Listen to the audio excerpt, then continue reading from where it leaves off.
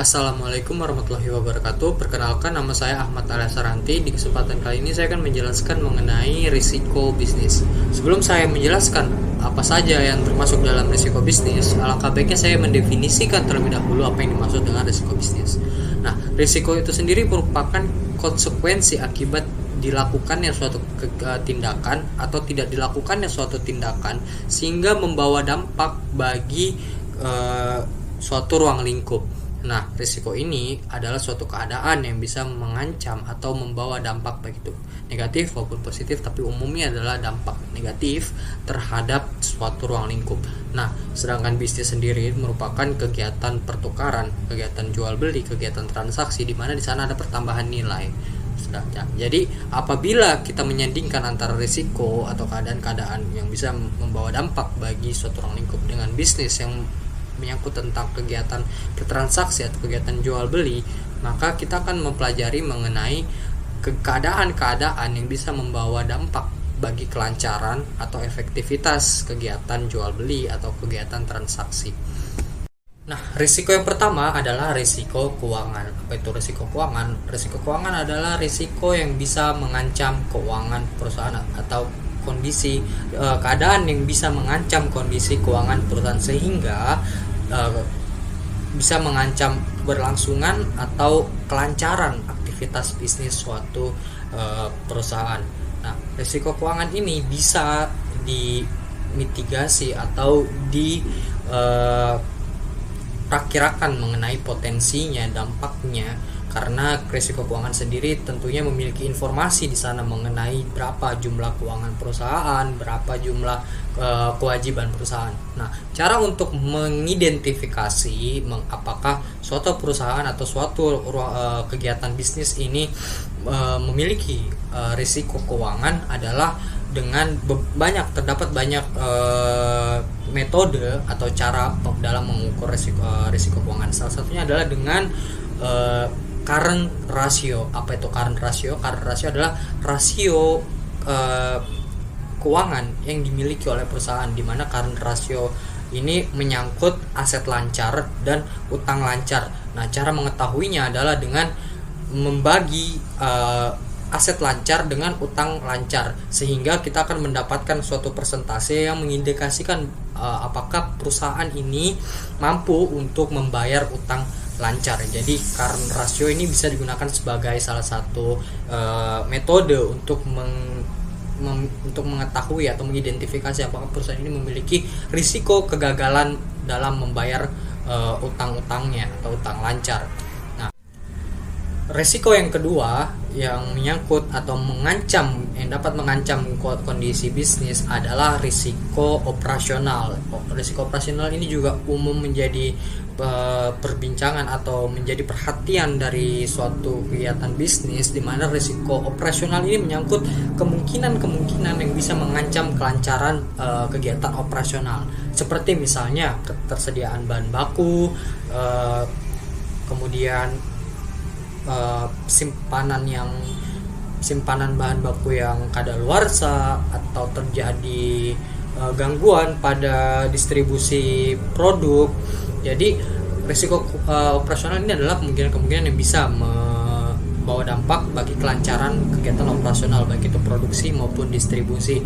Nah, risiko akan ketersediaan bahan baku ini juga merupakan risiko yang bisa mengancam keberlangsungan aktivitas operasional perusahaan, di mana apabila tidak ada bahan baku maka tentu perusahaan tidak bisa memproduksi, karena bahan baku adalah salah satu faktor produksi. Maka dari itu perusahaan bisa memitigasi atau minimalisir risiko tersebut dengan mendiversifikasi supplier atau pemasok bahan baku, jadi tidak bergantung pada suatu pemasok saja. Kemudian untuk risiko kadaluarsa, perusahaan bisa menginvestasikan atau mengalokasikan dananya untuk membangun suatu fasilitas penyimpanan yang bisa memperlambat proses pembusukan suatu bahan baku yang digunakan dalam kegiatan produksi. Selanjutnya yaitu seperti risiko adanya gangguan dalam kegiatan distribusi. Tentu juga ini bisa disikapi oleh perusahaan juga dengan mendiversifikasi atau memiliki rencana lain apabila suatu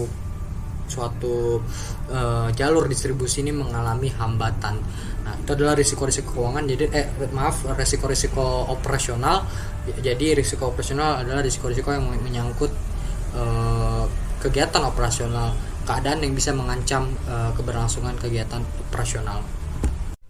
Risiko yang ketiga yang bisa mengancam bagi kegiatan bisnis adalah risiko hukum. Apa ini risiko hukum? Risiko hukum adalah risiko atau keadaan yang bisa membawa dampak atau konsekuensi bagi perusahaan apabila perusahaan tidak patuh dengan peraturan perundang-undangan yang berlaku. Jadi risiko hukum ini dia terjadi akibat keadaan atau ketidakadaan suatu undang-undang yang mengatur tentang ruang lingkup bisnis. Jadi perundang-undangan itu terus berubah menyesuaikan dengan perubahan atau dinamika lingkungan yang terjadi, sehingga perusahaan perlu untuk selalu mengawasi atau selalu berusaha untuk menyesuaikan kegiatan bisnisnya dengan peraturan yang berlaku guna menghindari risiko hukum.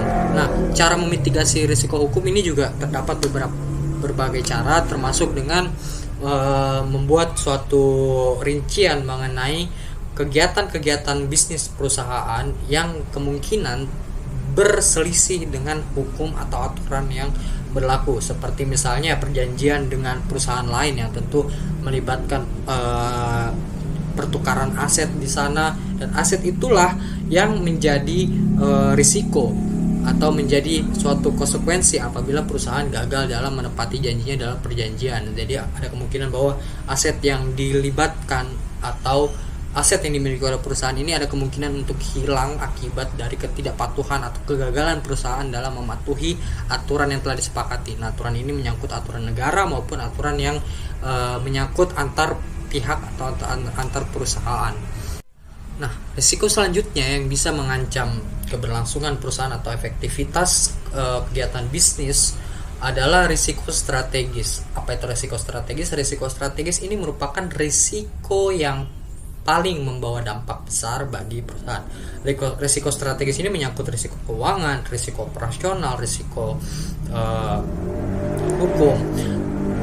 Tapi kenapa risiko strategis ini dikhususkan? Karena risiko strategis ini dia memberikan dampak yang begitu besar atau begitu masif bagi keberlangsungan perusahaan. Maka dari itu perusahaan perlu mengawasi risiko ini. Nah, risiko strategis ini kenapa disebut strategis? Selain dari bisa membawa dampak yang besar bagi perusahaan, tetapi juga bisa menyebabkan kegagalan atau menyebabkan gagalnya perusahaan untuk mengimplementasikan strategi yang telah ditetapkan. Jadi ada kemungkinan perusahaan ini gagal dalam mengimplementasikan strateginya akibat dari tidak relevannya suatu strategi, akibat dari perubahan lingkungan yang terjadi. Nah, risiko terakhir yang umumnya menjadi ancaman bagi aktivitas bisnis atau perusahaan adalah risiko kompetisi. Apa itu risiko kompetisi? Risiko kompetisi adalah ancaman atau keadaan yang mengancam perusahaan akibat dari aktivitas kompetisi yang ada di suatu wilayah atau suatu industri. Nah, risiko kompetisi ini menyangkut misalnya kompetitor yang menjual produknya dengan lebih murah atau memiliki fitur yang lebih pada produknya dan tidak dimiliki oleh produk yang dipasarkan oleh perusahaan. Dan tentu ini menjadi ancaman bagi pangsa pasar perusahaan dan utamanya profitabilitas perusahaan. Jadi itulah risiko kompetisi, ada risiko yang umum terjadi dalam pasar oligopoli maupun pasar persaingan sempurna, di mana terdapat ancaman yang diciptakan oleh adanya suatu kompetitor atau pesaing dari perusahaan. Ya, jadi itulah penjelasan risiko bisnis dari saya. Pertama ada risiko keuangan, kemudian ada risiko operasional, lalu risiko hukum, risiko kompetisi, dan risiko strategis. Lebih kurangnya mohon dimaafkan. Wassalamualaikum warahmatullahi wabarakatuh.